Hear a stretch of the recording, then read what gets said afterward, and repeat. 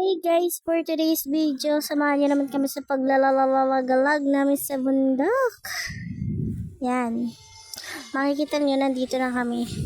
May malaking bato dyan guys. Nag-uusap kami kung saan kami dadaan. Pero sabi ko doon na lang sa may kuweba, sa ilalim ng kuweba. Kasi inom kami. Kasi hingal na talaga ako guys. Sobrang layo ng nilakad na yung makarating kami diyan. Yan guys, syempre ako pa rin ang una mag-desisyon.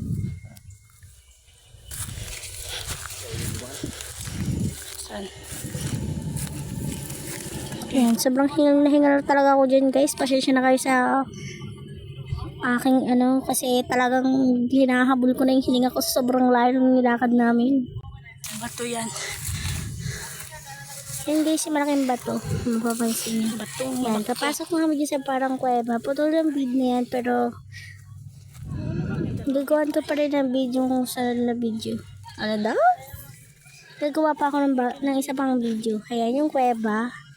Yan sa pagpasok na yan. Yan, hindi ko alam kung ako ba yung lumaki o yung bato yung lumiit kasi sobrang baba niya na. Hindi naman siya ganyan ka dati. Kaya yukong-yuko na talaga. Yan, papakita ko sa inyo kung saan kami nainom ng water. Ayan. Fresh water from nature, charet. Hindi, yan, galing yung, ano ba yan? Ang tawag doon? Basta siya na yun. Ayan guys, marina yung water. Uminom na talaga ako yan guys. Yun na lang. That is it. Goodbye!